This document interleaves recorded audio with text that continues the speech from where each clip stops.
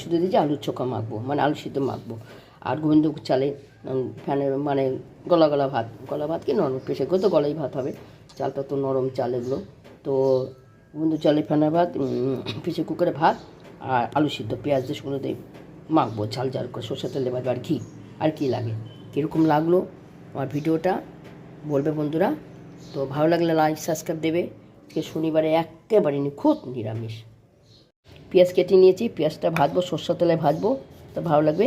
আর ঝাল করে লঙ্কা ভাজবো, সরষের তেলে পেঁয়াজ ছাকা তেলে ভেজে নেবো আর লঙ্কাগুলো ভেজে নেবো, নিয়ে ভালো করে। আর এই যে উনি খেতে বসছে, আলু চোখা ভাত আর ডাল কালকের ছিল, ডালটা সোনামুখ ডাল ফেলবো কারণ পয়সা জিনিস, তাই না বলুন? তো কীরকম হলো ভিডিওটা, কীরকম হলো, কীরকম রান্না হলো, কীরকম মেনু হলো শনিবারে একদম নিখুঁত নিরামিষ।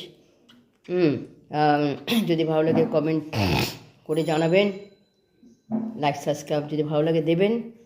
তো এই অবধি আজকে রান্না। এখন শনিবার ঠাকুরকে দেওয়া আছে, আমার তো কেউ নেই, আমি একা ক্যামেরা, আমি এডিট সবই এদিক হতে পারে। আপনার বন্ধুরা সবাই আমার সহযোগিতা করছেন, ভালো করছেন, কমেন্টস পাঠাচ্ছেন। তো আমি লাইভ নিয়ে বসবো পূর্ণ চ্যানেল, এইটা হচ্ছে কিন্তু বন্ধুরা আমরা দুজন চ্যানেল থেকে, ঠিক আছে? তো রাখছি, ব্যাক ক্যামেরা করে দেখাচ্ছি। এই যে আমার জন্য বেড়ে গেছি গোবিন্দভোগ চালের ফেনা ভাত ঠিক হয়নি, প্রেশারে করেছি তো শুকিয়ে গেছে, ওই হলো।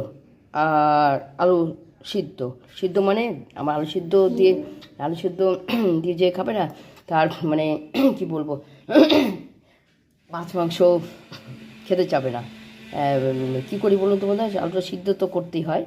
শুকনো লঙ্কা ভাজি সরষের তেলে ছাকা তেলে পেঁয়াজ অনেক কুচি কেটে ভাজি, তারপরে ওই বেশ তেলও থাকে আর লঙ্কা ঝাল করে লবণ টক দেয়, দারুণ লাগে। এ দিয়ে ভাত খেলে আর কিছু মাছ মাংস দরকার। তো আমার বেড়েছি এই যে আমি আজকে বড় ভিডিও একটা আসছে বন্ধুরা, জানি না কীরকম হবে, হ্যাঁ কোথায় হবে কী হবে, সঙ্গে থাকুন। Tata bye.